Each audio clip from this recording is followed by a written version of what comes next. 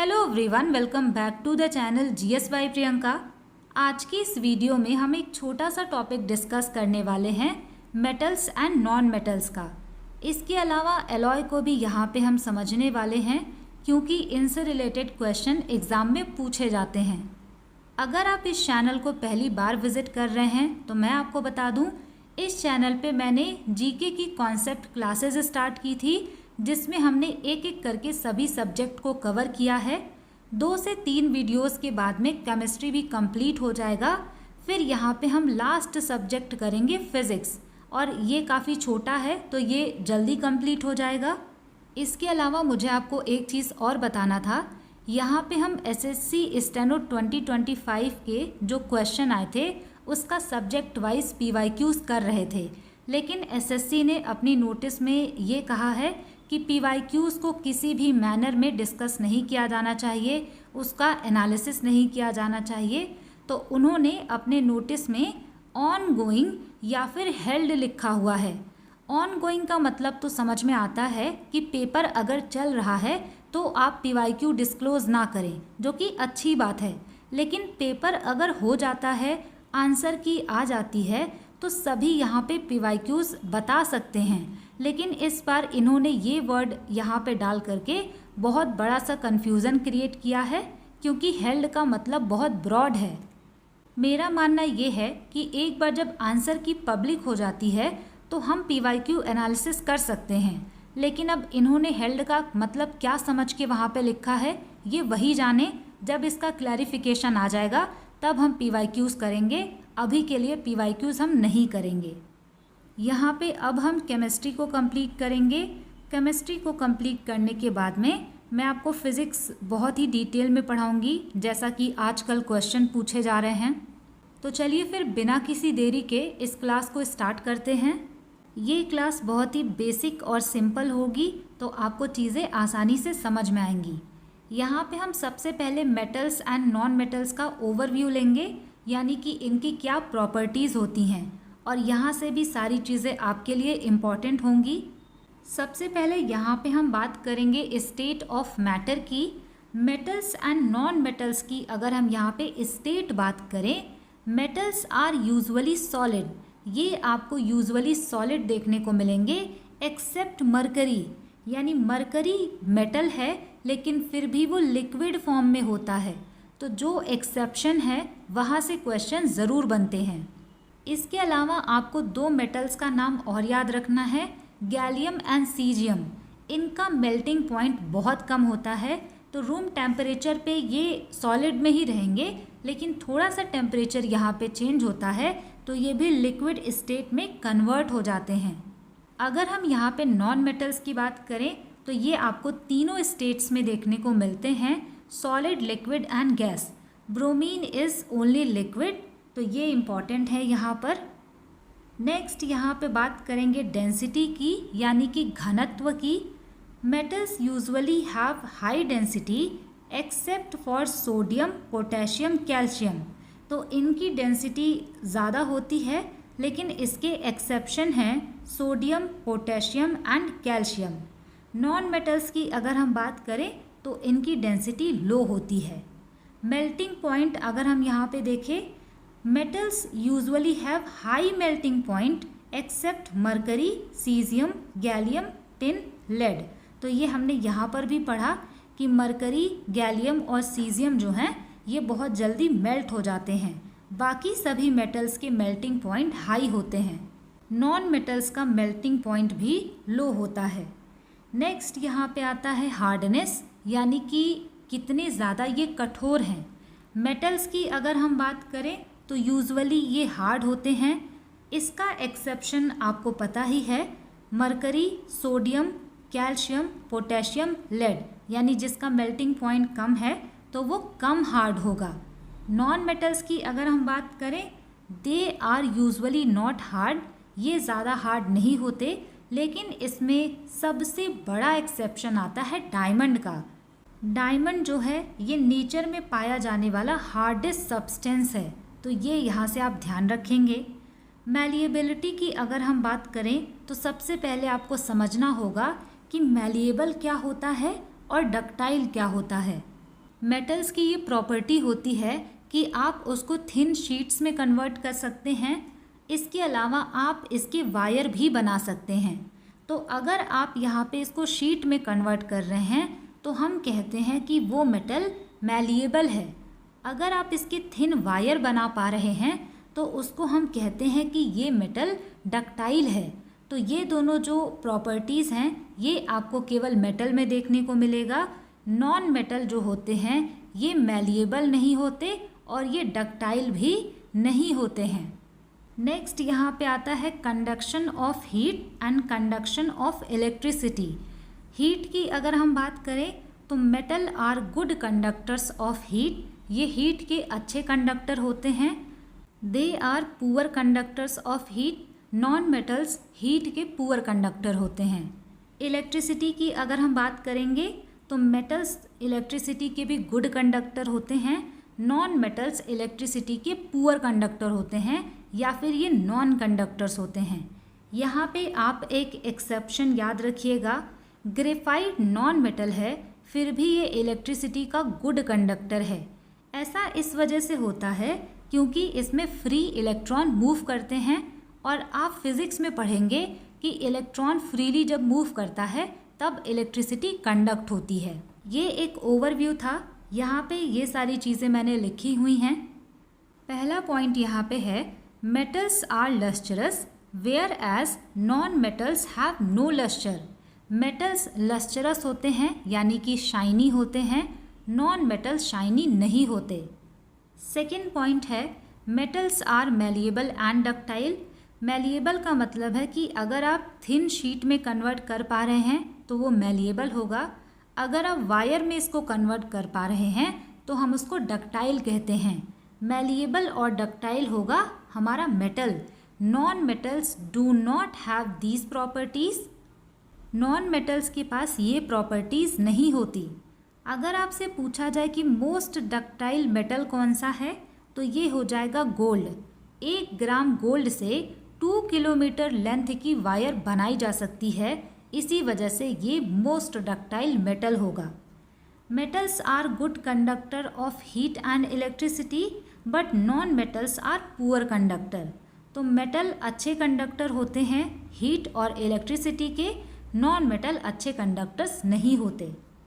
अगला पॉइंट यहाँ पे है gallium and caesium have very low melting point. इनका मेल्टिंग पॉइंट बहुत कम होता है। These two metals will melt if you keep them on your palm. यानी कि आप इसको अपने हथेली पे रखेंगे तब भी ये मेल्ट हो जाएंगे। एल्कली मेटल्स जैसे कि lithium, sodium, potassium are so soft that they can be cut with a knife. They have low densities and low melting point. तो यहाँ से ना क्वेश्चन पहले एग्जाम में पूछा गया था कि कौन सा मेटल इतना सॉफ्ट होता है कि आप उसको चाकू से कट कर सकते हैं। तो आप ध्यान रखिएगा लिथियम, सोडियम एंड पोटेशियम, इनकी डेंसिटी भी कम होती है और इनका लो मेल्टिंग पॉइंट होता है। नेक्स्ट पॉइंट यहाँ पे आता है on burning metals react with oxygen to produce metal oxide which are basic in nature. Non metals react with oxygen to produce non metallic oxide which are acidic in nature. तो ये चीज़ हमने acid, base and salt वाले chapter में भी cover किया था कि अगर मेटल कभी भी ऑक्सीजन के साथ में रिएक्ट करते हैं तो ये मेटल ऑक्साइड बनाते हैं। मेटल ऑक्साइड होता है बेसिक नेचर का यानी क्षारीय प्रकृति का।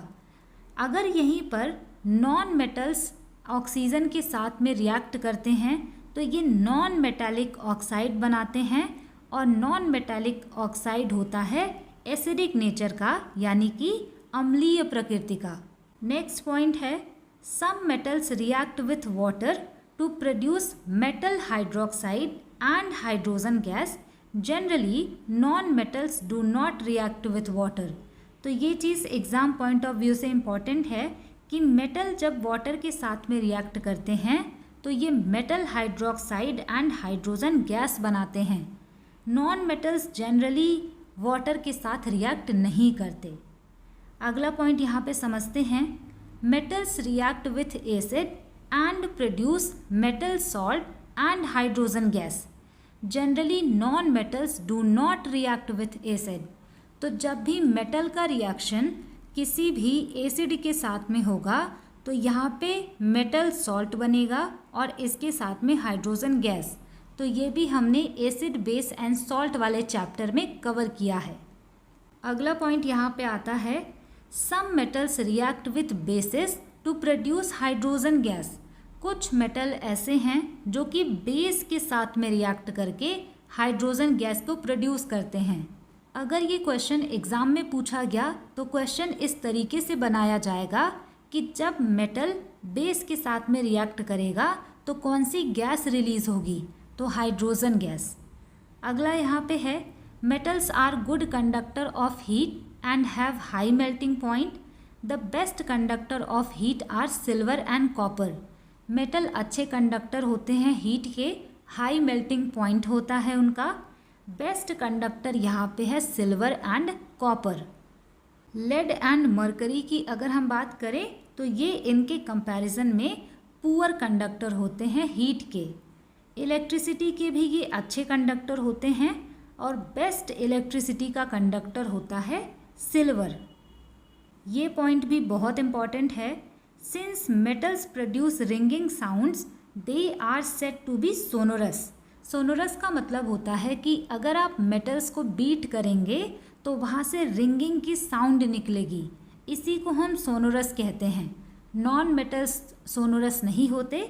मेटल यहाँ पे आपको इस तरीके से देखने को मिलेगा।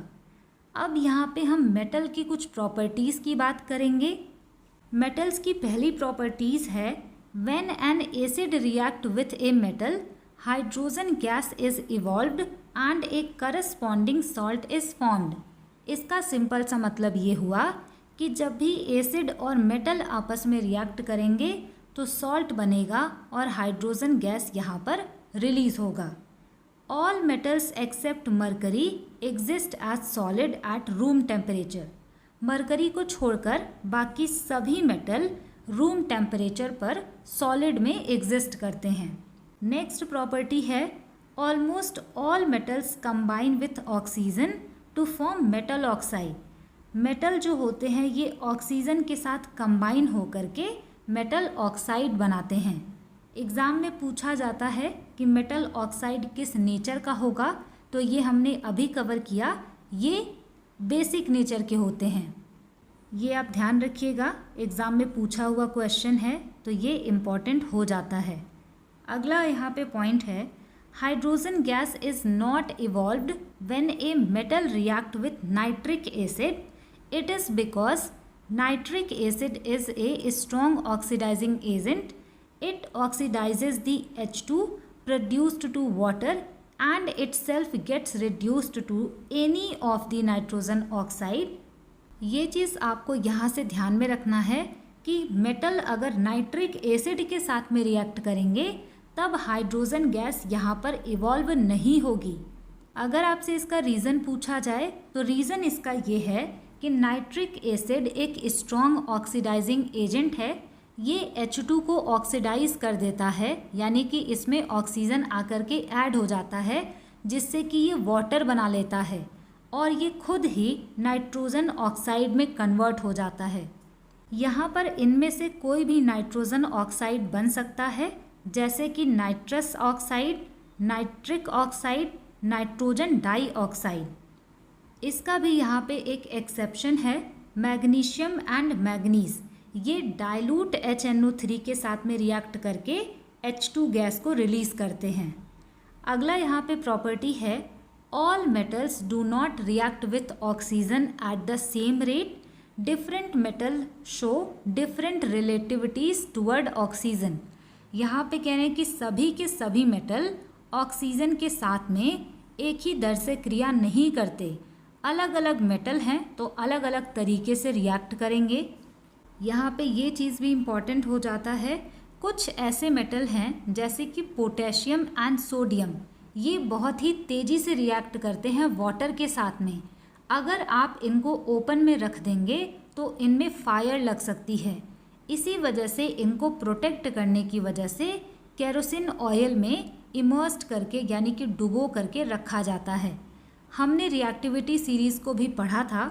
आप यहाँ पे देख पा रहे होंगे, सबसे पहले पोटेशियम और सोडियम हैं, ये बहुत तेज़ी से रिएक्ट करते हैं, इस वजह से इनको केरोसिन ऑयल में रखा जाता है। रिएक्टिविटी सीरीज़ में आप जैसे जैसे नीचे जाएंगे इनकी रिएक्टिविटी भी घटती जाती है। नेक्स्ट पॉइंट यहाँ पे समझते हैं एनोडाइजिंग। एनोडाइजिंग एक इम्पॉर्टेंट टर्म है, इस वजह से मैंने यहाँ पे इसको इंक्लूड किया है। यहाँ से 2-3 बार एग्ज़ाम में क्वेश्चन पूछे गए हैं। Anodising is a process of forming a thick oxide layer of aluminium. Aluminium develops a thin oxide layer when exposed to air. This aluminum oxide coat makes it resistant to further corrosion. Simple language में aluminium अपने ऊपर ही aluminium oxide की thick layer को deposit कर लेता है, जिसकी वजह से उनका कोरोजन नहीं होता। अगर आप केमिस्ट्री की क्लासेस को रेगुलरली फॉलो कर रहे हैं तो हमने कोरोजन पढ़ा हुआ है। कोरोजन का मतलब होता है कि मेटल का जो ऊपरी सरफेस है वो धीरे धीरे करके ख़त्म हो रहा है, क्योंकि उसका क्षरण हो रहा है।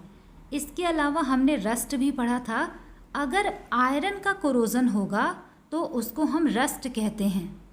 एनोडाइजिंग में क्या होता है, जब एल्यूमिनियम एयर के कांटेक्ट में आता है तो एल्यूमिनियम ऑक्साइड का यहाँ पे ये एक लेयर बना लेते हैं, जिसकी वजह से इनका फर्दर कोरोजन नहीं होता। एग्ज़ाम में यहाँ से क्वेश्चन इस तरीके से पूछा गया था कि एनोडाइजिंग में किस चीज़ की लेयर डिपॉजिट होती है या फिर बनती है, तो एल्यूमिनियम ऑक्साइड की लेयर यहाँ पर बनती है। नेक्स्ट पॉइंट यहाँ पे हम समझते हैं, silver and gold do not react with oxygen even at high temperature. Silver और गोल्ड ऑक्सीजन के साथ हाई टेम्परेचर पर भी रिएक्ट नहीं करते। नेक्स्ट पॉइंट यहाँ पे आता है, when a copper vessel is exposed to moist air for long it acquires a dull green coating. The green material is a mixture of copper hydroxide and copper carbonate. तो यहाँ पे कहा जा रहा है कि जब भी कॉपर के जो बर्तन होते हैं, कॉपर के जो वेसल्स होते हैं, अगर वो मॉइस्ट एयर के संपर्क में बहुत ज़्यादा टाइम तक रहते हैं तो इस पे डल एक ग्रीन कलर की कोटिंग आ जाती है। अगर आपसे पूछा जाए कि ये डल ग्रीन कोटिंग होता क्या है, तो ये कॉपर हाइड्रोक्साइड और कॉपर कार्बोनेट का मिक्सचर होता है। यहाँ पे इसी चीज़ को रिएक्शन से दिखाया गया है। आपको ध्यान रखना है कि कॉपर वेसल ज़्यादा टाइम तक मॉइस्ट एयर के संपर्क में रहेगा तो डल ग्रीन कोटिंग यहाँ पर आ जाती है। नेक्स्ट पॉइंट यहाँ पे है, metals react with water and produce a metal oxide and hydrogen gas. Metal oxide that are soluble in water dissolve in it to further form metal hydroxide, but all metals do not react with water। यहाँ पे ये लिखा हुआ है कि metal जब water के साथ में रिएक्ट करते हैं तो ये मेटल ऑक्साइड बनाते हैं। ये मेटल ऑक्साइड वाटर में सॉल्युबल होते हैं और बाद में ये फिर से वाटर के साथ रिएक्ट करके मेटल हाइड्रोक्साइड बनाते हैं। यहाँ पे मेटल एंड वाटर है तो मेटल ऑक्साइड बनेगा। मेटल ऑक्साइड वाटर से फिर से रिएक्ट करेगा तो मेटल हाइड्रोक्साइड बनेगा। लेकिन ये रिएक्शन सभी मेटल्स में नहीं होते। कुछ ऐसे मेटल हैं जो वाटर के साथ में बिल्कुल रिएक्ट नहीं करते, जैसे कि lead, copper, silver and gold. Next यहाँ पे हम मेटल और उनके ओर के बारे में बात करेंगे। यहाँ पे जो मेटल हैं और उनके जो ओर हैं, ये बहुत सारे एग्ज़ाम में पूछा गया है। आपसे इनमें से किसी का भी नाम दे देगा और पूछेगा कि ये किस मेटल का ओर है, तो आपको यहाँ से ये चीज़ें भी ध्यान रखनी होंगी। यहाँ पे हम सबसे पहले समझते हैं कि ओर होता क्या है। जब भी आप किसी भी मेटल को एक्सट्रैक्ट करते हैं अर्थ से, तो ये सीधा सीधा नहीं एक्सट्रैक्ट होगा। यानी ऐसा नहीं होगा कि आप कहीं पे माइनिंग करने जाएं और आपको प्योर आयरन मिल जाए या फिर प्योर एल्यूमिनियम मिल जाए, क्योंकि अगर सारी चीज़ें प्योर मिल जाती तो बहुत ज़्यादा रिसोर्सेज बच जाते। लेकिन जब भी किसी भी मेटल को निकाला जाता है तो वो बहुत ही इम्प्योर होता है, बाद में बहुत सारे प्रोसेस करते हुए उसको प्योर फॉर्म में लाया जाता है। तो जो इम्प्योर फॉर्म है उसको आप ओर कह सकते हैं और इसी ओर से आपके मेटल को एक्सट्रैक्ट किया जाता है। आपको यहाँ से केवल मेटल और उनके ओर का नाम ध्यान रखना है। सबसे पहले यहाँ पे मेटल है सोडियम। सोडियम का ओर है trona, borax and common salt. सबसे ज़्यादा एग्ज़ाम में ये दोनों पूछे गए हैं, तो ये आप ध्यान रखिएगा। आपसे अगर पूछा जाए कि बॉक्साइट किसका ओर है, तो ये एल्यूमिनियम का ओर है। नेक्स्ट यहाँ पे आता है पोटेशियम। पोटेशियम का ओर है नाइट्रेट एंड कार्नेलाइट। अगला यहाँ पे आता है मैग्नीशियम। मैग्नीशियम का ओर है magnesite, dolomite and Epsom salt. तो यहाँ पे डोलोमाइट ज़्यादा इम्पॉर्टेंट है। सिल्वर की अगर हम बात करें, Ruby silver and horn silver इसके ओर हैं। ये सिंपल है तो एग्ज़ाम में नहीं पूछा जा सकता। मरकरी की अगर हम बात करें तो सिनाबार इसका ओर है, जो कि एग्ज़ाम में पूछा जा चुका है। नेक्स्ट यहाँ पे टिन है। टिन का है कैसेटेराइट, लेड का है गैलेना, गोल्ड का यहाँ पे है कैलेवराइट, सिल्वेनाइट्स। नेक्स्ट यहाँ पे समझते हैं कैल्शियम का। कैल्शियम का ओर है डोलोमाइट, जिप्सम, फुलरस्पार, एस्बेस्टस। अब यहाँ पे आपको एक कन्फ्यूज़न आएगी। डोलोमाइट हमने मैग्नीशियम में भी पढ़ा, तो आप ये जान लीजिए कि डोलोमाइट ओर से मैग्नीशियम भी मिलता है हमें, और इससे बहुत कम अमाउंट में कैल्शियम भी मिलता है। लेकिन आप इसको ज़्यादा इम्पोर्टेंस देंगे क्योंकि ये वाला ज़्यादा इम्पॉर्टेंट है। आयरन के ओर की बात करें, ना जाने कितनी बार एग्ज़ाम में रिपीट हुआ है, हेमेटाइट, मैग्नेटाइट। यहाँ से रिलेटेड 2 पॉइंट्स हैं, इनको भी आप ध्यान रखिएगा। The most widely used method for refining impure metals is electrolytic refining. यानी कि इम्प्योर मेटल्स को रिफाइन करने का जो सबसे ज़्यादा यूज़ किया जाने वाला मेथड है वो है इलेक्ट्रोलिटिक रिफाइनिंग। बहुत सारे मेटल्स हैं जैसे कि कॉपर, जिंक, टिन, निकल, सिल्वर, गोल्ड, इन सभी को इलेक्ट्रोलिटिकली यहाँ पे रिफाइन किया जाता है। अब यहाँ पे हम नॉन मेटल्स के बारे में कुछ चीज़ें पढ़ेंगे। वैसे ये चीज़ें हमने पहले भी जान ली हैं। एग्जाम्पल्स ऑफ नॉन मेटल्स में आता है carbon, sulphur, iodine, oxygen, hydrogen etcetera. यानी बहुत सारे नॉन मेटल्स होते हैं। Non metals are either solid और gases except bromine which is liquid at room temperature. तो नॉन मेटल सॉलिड भी होते हैं, गैस भी होते हैं, और एक यहाँ पे है ब्रोमीन, ये लिक्विड में भी होता है। मैंने आपको बताया कि नॉन मेटल में लस्टर यानी कि शाइन नहीं होती, लेकिन इसका भी यहाँ पे एक एक्सेप्शन देखने को मिलेगा। Iodine is a non metal but it is lustrous. यानी नॉन मेटल होने के बावजूद भी आयोडीन लस्टरस होता है। Carbon is a non metal that can exist in different forms, each form is called an allotrope. Carbon एक ऐसा non metal है जो कि अलग अलग फॉर्म में एग्जिस्ट करता है, जिनको हम एलोट्रॉप कहते हैं। इसको भी हम पढ़ेंगे नेक्स्ट वीडियो में। कार्बन का यहाँ पे एलोट्रोप है डायमंड, ग्रेफाइट। इसके अलावा बकमिंस्टर फुलरिन बहुत इंपॉर्टेंट एलोट्रोप है, जो कि अगले वीडियो में हम डिटेल में डिस्कस करेंगे। Diamond N allotrope of carbon is the hardest natural substance known and has a very high melting and boiling point. Diamond carbon का ही एलोट्रोप है और ये हार्डेस्ट नेचुरल सब्सटेंस नोन है। वेरी हाई इसका melting point भी है और boiling point भी। Graphite another allotrope of carbon is a conductor of electricity. तो ये हमने एक्सेप्शन में पहले ही पढ़ा कि ग्रेफाइट नॉन मेटल है, फिर भी ये गुड कंडक्टर है इलेक्ट्रिसिटी का। Non metals produce acidic oxide when dissolve in water. अगर आप नॉन मेटल्स को वाटर में डिज़ोल्व करेंगे तो ये एसिडिक ऑक्साइड को प्रोड्यूस करेंगे। नेक्स्ट यहाँ पे हम बात करते हैं कोरोजन की। When a metal is attacked by substances around it such as moisture, acids etcetera, It is said to corrode and this process is called corrosion. The black coating on silver and the green coating on copper are examples of corrosion. जब भी metal को उनके आसपास के substances के द्वारा attack किया जाता है तो धीरे धीरे करके वो मेटल कोरोड होना स्टार्ट हो जाते हैं। इसको कोरोजन कहते हैं।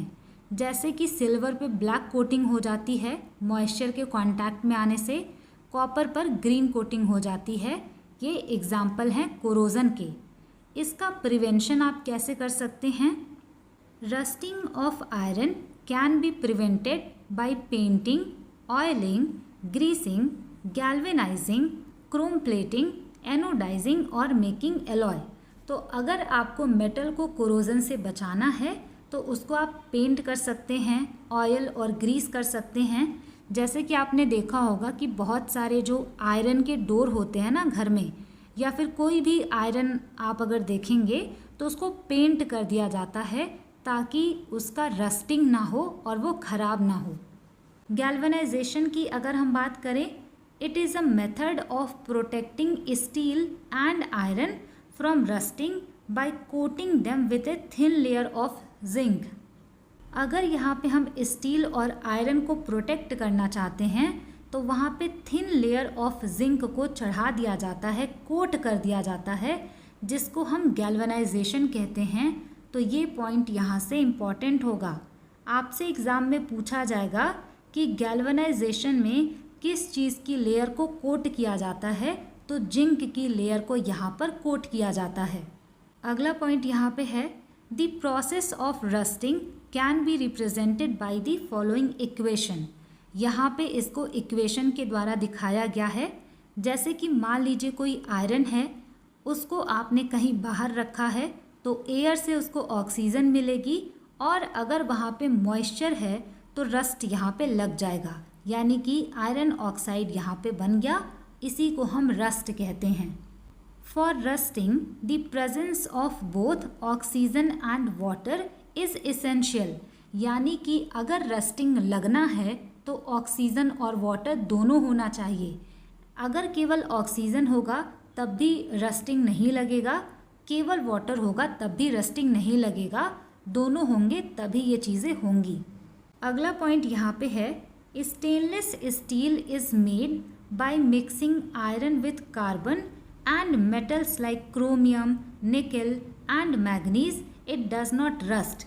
स्टेनलेस स्टील की अगर हम बात करें तो यहाँ पे आयरन के साथ में कार्बन और कुछ मेटल मिलाए जाते हैं जिससे कि इनमें जंग ना लगे।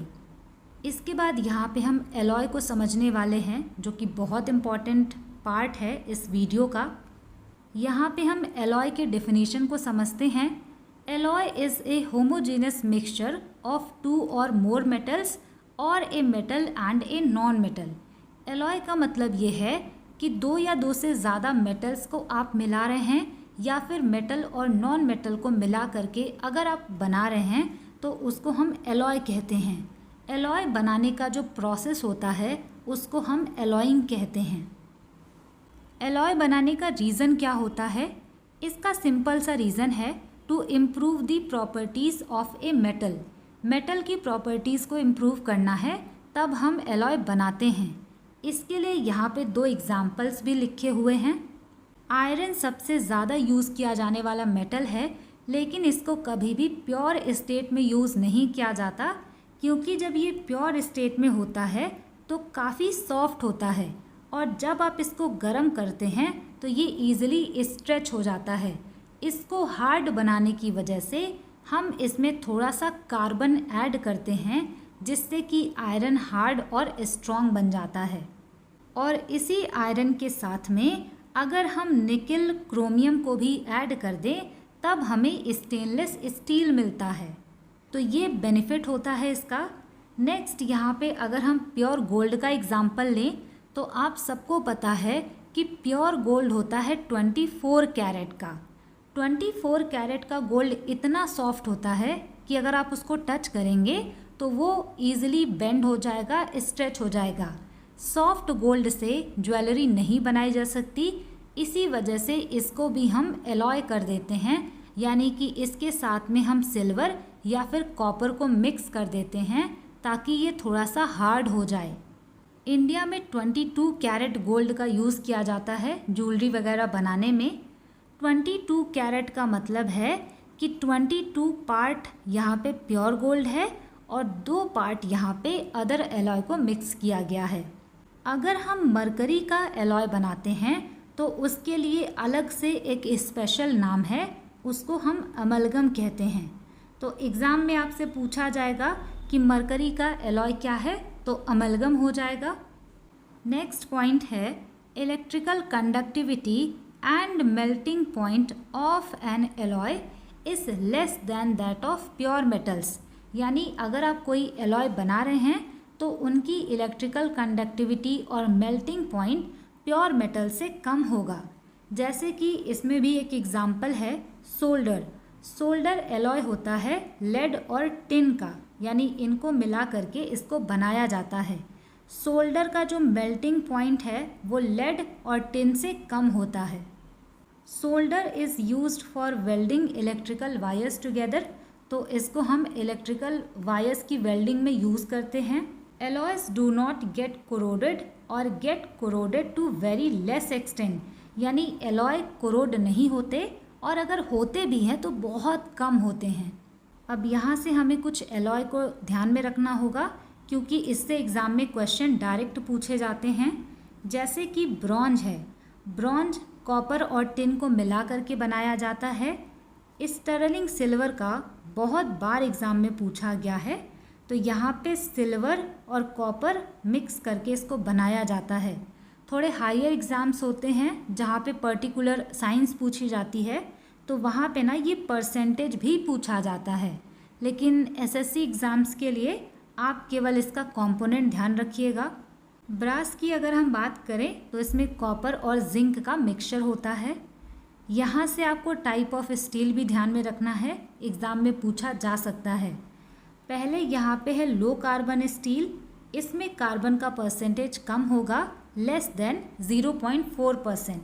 ये सॉफ्ट होते हैं, इजीली बेंड हो जाते हैं, इनको आप शेप दे सकते हैं। तो इसका यूज़ कार बॉडीज़ में किया जाता है, रॉट आयरन गेट्स में किया जाता है। मीडियम कार्बन स्टील की बात करें तो यहाँ पे 0.8% के आसपास कार्बन होता है। ये थोड़े से स्ट्रॉन्ग होते हैं, लेस इजी टू बेंड होते हैं, यानी कि इतनी आसानी से आप इसको बेंड नहीं कर पाएंगे। इनका यूज़ होता है नट बोल्ट स्क्रू बनाने में। हाई कार्बन स्टील में परसेंटेज ऑफ कार्बन भी ज़्यादा होता है, 1 से लेके 1.5% के बीच में। ये बहुत ही हार्ड होते हैं एंड ब्रिटल होते हैं। Knife, scissor, railway line, hammer heads बनाने में इनका यूज़ किया जाता है। यहाँ पे मैंने और भी चीज़ें मेंशन की हैं जो कि एग्ज़ाम पॉइंट ऑफ व्यू से इम्पॉर्टेंट है। ब्रास का यूज़ डोर हैंडल्स और फिटिंग बनाने में किया जाता है। ब्रॉन्ज का यूज़ स्टैच्यूज़ बनाने में होता है। कॉपर और टिन इनमें प्रेजेंट होते हैं। सोल्डर का यूज़ यहाँ पे मेटल्स को एक साथ में सोल्डर करने के लिए, यानी कि वेल्डिंग के लिए इसका यूज़ किया जाता है। स्टेनलेस स्टील का यूज़ कटलरी, किचन और सिंक्स में बहुत ज़्यादा किया जाता है। यहाँ पे मैंने अलग से भी ये लिस्ट प्रोवाइड किया है जिसमें आप एलॉय, उनकी कंपोजिशन और यूजेस को पढ़ सकते हैं। यहाँ पे अगर मैं आपको इम्पॉर्टेंट वाला बताऊँ तो ब्रास इम्पॉर्टेंट है, German silver, gun metal, Dutch metal. इसके अलावा आप इसमें से ध्यान रखेंगे rose metal, duralumin, magnesium, stainless steel. तो ये यहाँ पे काफ़ी इम्पॉर्टेंट है। मैग्नीशियम का यूज़ किया जाता है एरोप्लेन्स के फ्रेम बनाने में। लास्ट में यहाँ पे हम पढ़ने वाले हैं कंबशन एंड फ्लेम के बारे में। यहाँ पे हम समझते हैं कि कंबशन क्या होता है। A chemical process in which a substance reacts with oxygen to give off heat is called combustion। जब भी कोई भी सब्सटेंस ऑक्सीजन के साथ में रिएक्ट करता है और हीट प्रोवाइड करता है, इस केमिकल प्रोसेस को हम कंबशन कहते हैं। यहाँ पे जो भी सब्सटेंस कंबशन से होकर के गुजरता है उसको हम कंबस्टिबल कहते हैं। It is also called a fuel, यानी इसको आप फ्यूल भी कह सकते हैं। आगे ये लिखा हुआ है द फ्यूल में बी सॉलिड, लिक्विड और गैस, यानी कि फ्यूल सॉलिड भी हो सकता है, लिक्विड भी हो सकता है और गैस भी हो सकता है। जब इनके कंबस्शन के साथ में आपको लाइट दिखाई दे, ग्लो दिखाई दे, तो उसको हम फ्लेम कहते हैं। अगर आपसे एग्ज़ाम में पूछा जाए कि गुड फ्यूल क्या होता है, तो गुड फ्यूल होने के कुछ कैरेक्टरिस्टिक होते हैं, जैसे कि अगर ये रेडली अवेलेबल है, चीप है यानी कि सस्ता है, इसके अलावा ये ईजिली बर्न होता है, it produces a large amount of heat, it does not leave behind any undesirable substances, यानी कि अगर कोई भी फ्यूल रेडली अवेलेबल है, चीप है, आसानी से बर्न होता है, लार्ज अमाउंट में हीट देता है और अपने पीछे कोई भी अनडिज़ायरेबल सब्सटेंस को नहीं छोड़ता, तो उसको हम आइडियल फ्यूल या गुड फ्यूल कहते हैं। The amount of heat energy produced on complete combustion of 1 kg of fuel is called its calorific value. तो ये टर्म यहाँ पे इम्पॉर्टेंट है। जब आप 1 kg फ्यूल का कंबस्शन करते हैं, उनके कंप्लीट कंबस्शन से जितनी हीट एनर्जी मिलती है उसको हम कैलोरीफिक वैल्यू कहते हैं। The calorific value of a fuel is expressed in a unit called kilo joule पर kg। अगर किसी भी फ्यूल का कैलोरीफिक वैल्यू आपसे यूनिट में पूछा जाए तो इसका यूनिट होता है किलो जूल पर kg। आई थिंक ये अभी तक एग्ज़ाम में नहीं पूछा गया है, लेकिन अगर पूछा जाएगा तो अच्छा क्वेश्चन बनेगा। नेक्स्ट पॉइंट यहाँ पे है the lowest temperature at which is substance catches fire is called its ignition temperature, यानी किसी भी सब्सटेंस का वो लोवेस्ट टेम्परेचर जिस पे वो फायर को कैच कर लेता है, यानी उसमें आग लगना स्टार्ट हो जाती है, उसको हम इग्निशन टेम्परेचर कहते हैं। लास्ट पॉइंट है इस वीडियो का, this substance which have very low ignition temperature and can easily catch fire with a flame are called inflammable, यानी जिस भी सब्सटेंस का इग्निशन टेम्परेचर बहुत कम है, इसका मतलब है कि वो बहुत जल्दी फायर को कैच कर लेते हैं और फ्लेम के साथ में जलते हैं। ऐसे सब्सटेंसेस को इनफ्लेमेबल सब्सटेंसेस कहते हैं। इसका एग्जाम्पल है petrol, alcohol, liquefied petroleum gas यानी कि LPG। इन सब का इग्निशन टेम्परेचर बहुत कम होता है। जैसे आप थोड़ा सा यहाँ पे मैच स्टिक जलाएंगे तो बहुत जल्दी ये जलना स्टार्ट हो जाते हैं। तो ये थी आज की क्लास, जहाँ पे हमने मेटल्स, नॉन मेटल्स और एलॉयज़ के बारे में सारी चीज़ें डिस्कस की हैं। इसके अलावा भी कुछ इम्पॉर्टेंट पॉइंट्स थे जो कि मैंने इसी क्लास में इंक्लूड किया था। अगर आपने इस वीडियो को लास्ट तक देखा है तो thanks for watching, stay tune, keep learning, keep working hard.